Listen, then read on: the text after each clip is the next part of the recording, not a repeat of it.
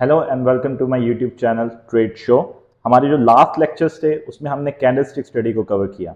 आज हम basic information जो कि सपोर्ट और रेजिस्टेंस के हवाले से हैं, आज हम उसको कवर करेंगे।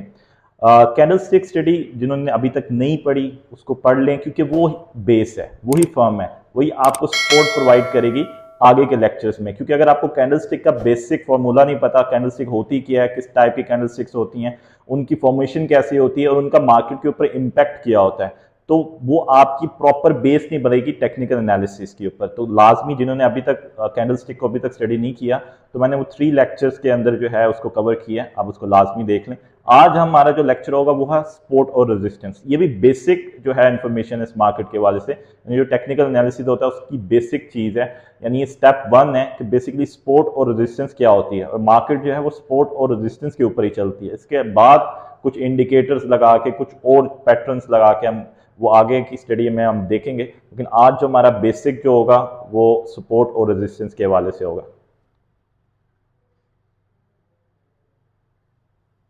तो यहां पे आप देख सकते हैं कि मेरे सामने यूरो यूएसटी का चार्ट ओपन है। यूरो यूएसटी का, यानी यूरोपियन करेंसी जो है वो यूरो है और यूएसटी जो है वो डॉलर करेंसी है, और इनका आपस के अंदर जो है वो तकाबुल, यानी यूरो वर्सेस यूएसटी, और इसके जो टाइम फ्रेम है वो 1 आवर का टाइम फ्रेम है। यानी ये जो एक कैंडल है वो पूरी 1 आवर, जो पिछला 1 घंटा गुजरा होगा या करंट 1 घंटा गुजरा होगा, ये उसके हवाले से बताएगी कि जो पूरी मार्केट है 1 घंटे के अंदर वो बाइंग प्रेशर में रही है या सेलिंग प्रेशर में रही है, ऊपर जा रही है नीचे जा रही है। तो जैसे मैंने आपको बताया था कि जो रेड है, रेड कैंडल होगी, वो इंडिकेशन होगी सेलिंग की, यानी सेलिंग प्रेशर था, सेलर हावी थे, और जो ग्रीन कैंडल होगी वो हमें बताएगी कि मार्केट में बायर्स हावी थे, यानी मार्केट को वो ऊपर लेके जा रहे थे। अब यहां पे आप गौर कर सकते हैं कि मैंने 2 लाइंस ड्रॉ की हुई हैं, डॉटेड लाइंस 2 मैंने ड्रॉ की हुई हैं।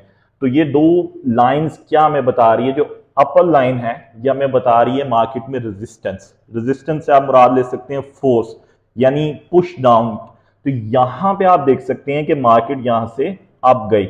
आप देख सकते हैं कि फॉर्मेशन हुई 4 बुलिश कैंडल्स की, जिसकी अच्छी खासी लेंथ थी, यानी 4 बाइंग कैंडल्स की यहां पे फॉर्मेशन है। उसके बाद आप देख सकते हैं कि वहां से मार्केट ने एक रिवर्सल लिया या करेक्शन की। तो वो रिवर्सल क्यों लिया, यानी यहां से मार्केट क्यों नीचे गई, ये हमें कैसे पता चलेगा? हमें इस तरह पता चलेगा कि हम जब पीछे जाएंगे, 1 दिन 2 दिन पीछे देखेंगे, वो टाइम फ्रेम पे डिपेंड करता है आप किस टाइम फ्रेम पे काम कर रहे हैं। 5 मिनट पे काम कर रहे हैं तो आप 1 घंटा 2 घंटा पीछे देखेंगे। अगर आप 1 आवर 4 आवर पे चल रही हैं तो आप 2-3 दिन या हफ्ता भी पीछे देखेंगे कि किस पॉइंट से मार्केट रिवर्स बैक हुई थी, यानी ऊपर से नीचे की तरफ आई थी, कहां से सेलर्स हावी हुए थे, किन पॉइंट से। तो उन पॉइंट से हमें पता चलेगा कि मार्केट में रेजिस्टेंस कहां पे है, यानी कहां पे जाके मार्केट को वहां वापस रिवर्स लग सकता है जहां से सेलर्स हावी हो सकते हैं। तो मुझे यहाँ पे पीछे से पता चला, यानी पीछे जब मैं गया और मैंने चेक किया कि किन पॉइंट से जा सकती है, तो मुझे यहाँ पे ये पॉइंट मिला जो कि आप देख सकते हैं 1.1044, यानी 1.1045 भी आप इसको कह सकते हैं। रेजिस्टेंस एरिया एक पॉइंट का नहीं होता, डिपेंड करता है टाइम फ्रेम पे, 10-15 पॉइंट का भी हो सकता है, किसी भी पॉइंट से मार्केट अप डाउन हो सकती है, लेकिन वो एक स्मॉल एरिया होता है जिसमें 5-10 मैक्सिमम पॉइंट्स का वो एरिया होता है, डिपेंड करता है टाइम फ्रेम के ऊपर। तो मैंने वहां पे डॉटेड लाइन ड्रॉ कर दी ताकि मुझे ये पता हो कि यहां से मार्केट रिवर्स हो सकती है। ये रेजिस्टेंस एरिया है, यहां से जो सेलर्स हैं मार्केट में, जो मार्केट को सेल करेंगे, जो मार्केट के अंदर बेरिश प्रेशर लाएंगे, क्योंकि बेरिश जो है इंडिकेट करता है सेलिंग को, तो यहां से बियर्स या बेरिश प्रेशर या सेलिंग प्रेशर हावी हो सकता है। वहां पे मैंने ये डॉटेड लाइन ड्रॉ कर दी। अब आप गौर करें, जब मार्केट यहां से ऊपर जा रही थी तो तकरीबन उसी पॉइंट के इर्द गिर्द 1-2 पॉइंट ऊपर नीचे वहां से सेलर्स ने मार्केट को सेल करना शुरू कर दिया, यानी जो सेलर्स थे उन्होंने यूरो यूएसडी के पेयर को सेल करना शुरू कर दिया, अपनी सेल की लॉट्स जो है वहां पे डाल दी, और वहां से प्रेशर आने की वजह से मार्केट जो है आप देख सकते हैं नीचे आ गए। तकरीबन अगर आप देखें, गौर करें, तो मार्केट जो है अप्रॉक्सीमेटली 65 to 70 पॉइंट्स जो है वो नीचे आई, और यूरो यूएसडी जैसे पेयर के लिए ये काफी पॉइंट्स होते हैं, यानी 60 to 70 पॉइंट्स मार्केट जो है वो नीचे आई।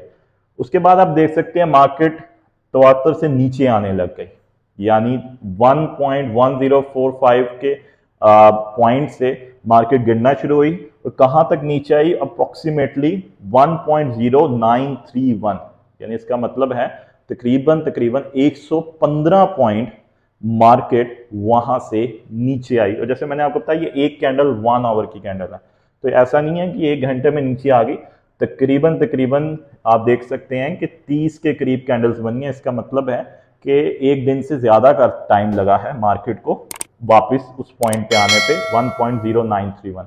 अब देख सकते हैं जिस तरह मैंने ऊपर एक डॉटेड लाइन लगाई थी जिसको मैं रेजिस्टेंस कहा था, यानी जहां से सेलर्स ने फोर्स किया था मार्केट को, पुश डाउन किया था, इसी तरह मैंने एक बॉटम के ऊपर भी लाइन लगाई हुई है, सेम डॉटेड लाइन। अब ये किस चीज को रिप्रेजेंट करती है, ये बेसिकली सपोर्ट को रिप्रेजेंट करती है। सपोर्ट क्या होती है, यानी सहारा देना, बेस प्रोवाइड करना, तो मजबूती प्रोवाइड करना बॉटम के ऊपर।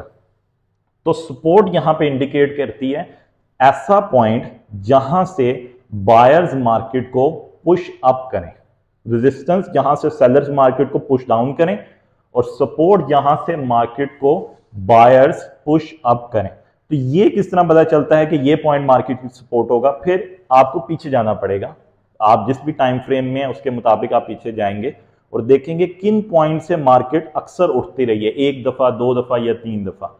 जितनी ज्यादा दफा मार्केट उन पॉइंट से ऊपर जाती रही है वो उतनी ही मेजर या माइनर सपोर्ट होगी। अगर ज्यादा दफा गई है तो वो मेजर सपोर्ट होगी, और अगर 1 या 2 दफा गई है मैक्सिमम तो वो माइनर सपोर्ट होगी। ये डिपेंड करता है मेजर है या माइनर है। लेकिन अभी बेसिक कॉन्सेप्ट समझने के लिए आपको बता रहा हूं कि ये पॉइंट ऐसा था जो सपोर्ट था, पहले भी मार्केट इस पॉइंट से अक्सर उठ सकी थी, और अब जब मैंने इसको ड्रॉ किया तो मैंने वेट किया कि क्या आया कि दोबारा इस पॉइंट से मार्केट उठेगी, तो ऐसा ही हुआ।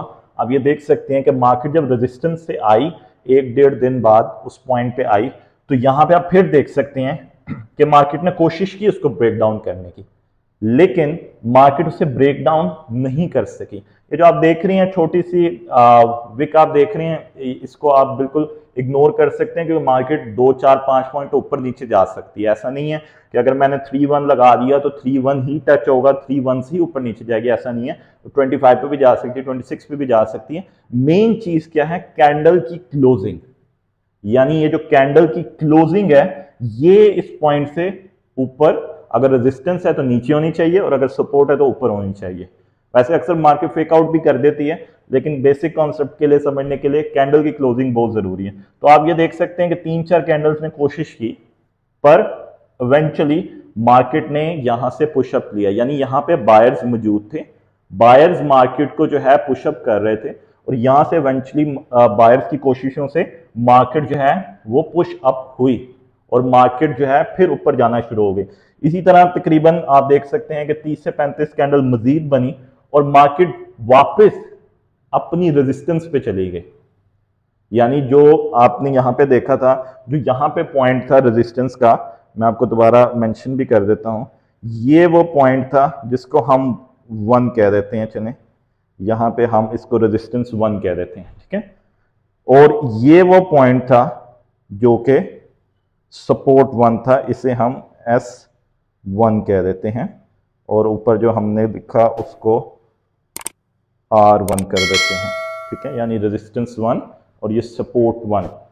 अब ऑब्वियसली बात है ये जो पॉइंट है सेकंड, ये हमारी रेजिस्टेंस 2 हो जाएगी, यानी ये सेकंड टाइम जो है मार्केट जो है वो उस जगह पे आ रही है। तो इसको मैं इस तरह मेंशन कर देता हूं ताकि आपके लिए आसानी हो जाए।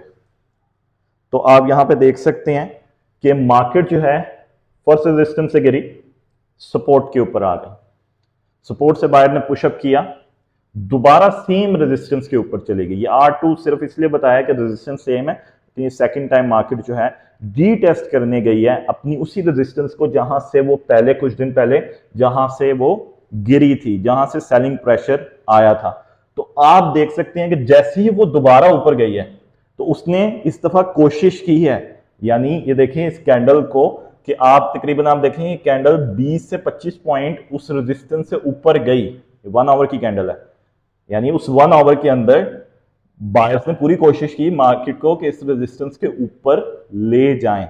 लेकिन आप देख सकते हैं कि उसी 1 आवर के अंदर जब वो ऊपर गई है तकरीबन 65-70 तक गई है, तो वहां से जब वापिस आई है, जब 1 आवर कंप्लीट हुआ है जब वो मार्केट कैंडल की क्लोजिंग हुई है तो आप देख सकते हैं रेजिस्टेंस के नीचे क्लोज हुई है, रेजिस्टेंस के ऊपर क्लोज नहीं हुई।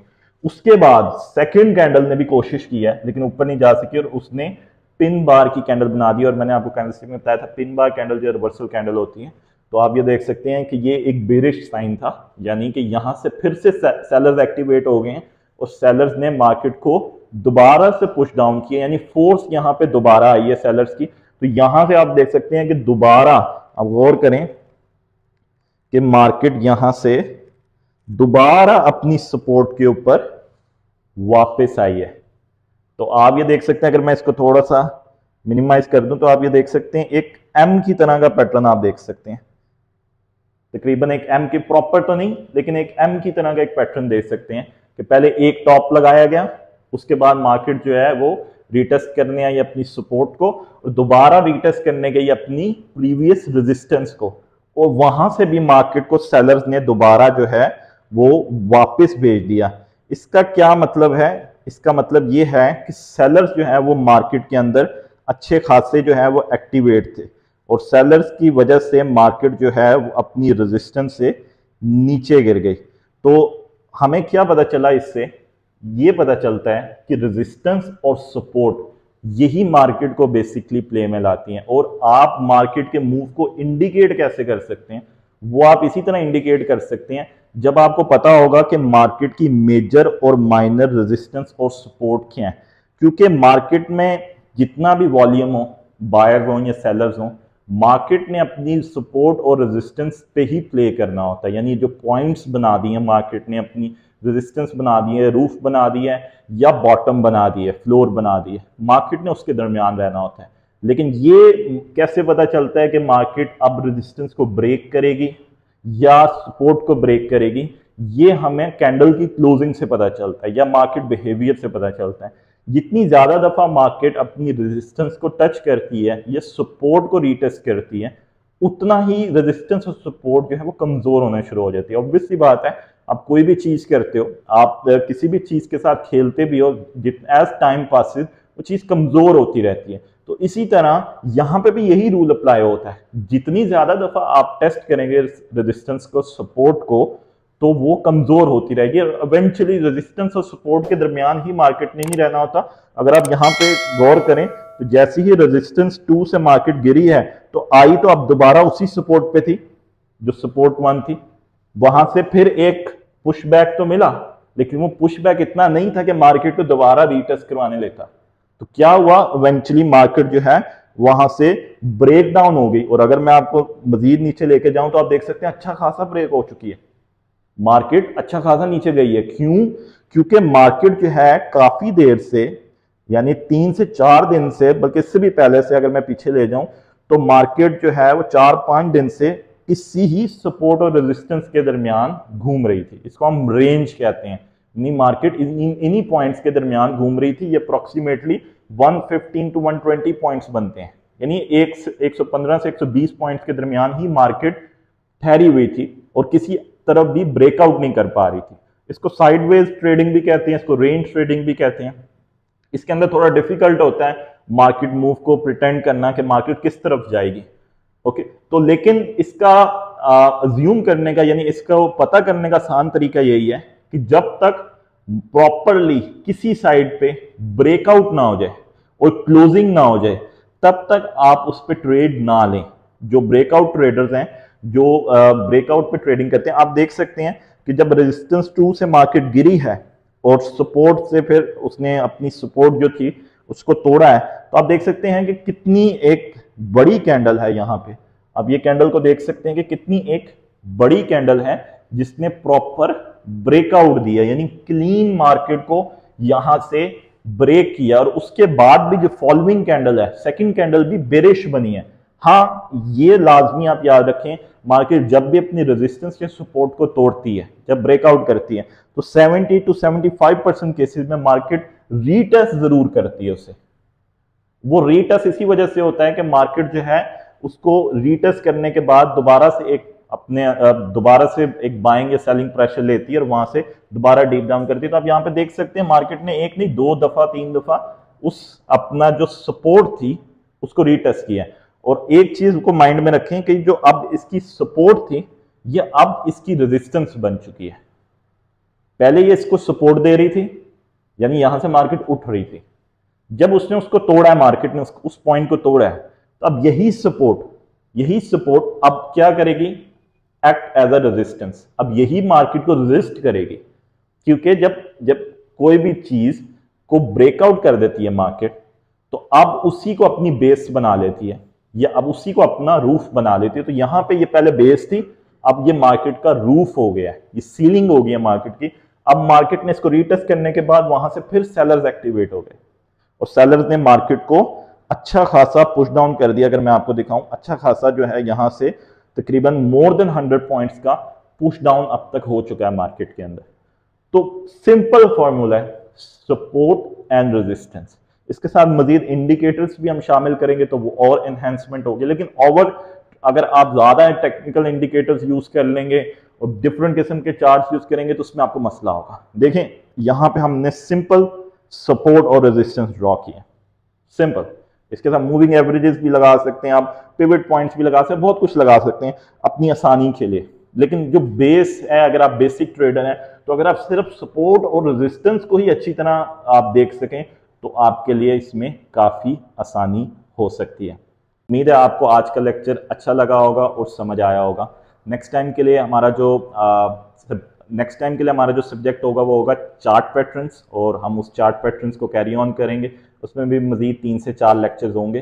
तो अभी तक जिन्होंने न्यू हमें ज्वाइन किया है वो लाजमी इस चैनल को सब्सक्राइब कर दें, और इस वीडियो के डिस्क्रिप्शन के अंदर कुछ लिंक्स दिए हुए हैं, हमारे सोशल मीडिया के लिंक्स भी मौजूद हैं। और जो लोग अपना अकाउंट ओपन करना चाहते हैं फॉरेक्स में या क्रिप्टो के अंदर, तो वो ब्रोकरेज के लिंक्स भी जो है वहाँ पे मौजूद हैं, आप अपना अकाउंट भी ओपन कर सकते हैं।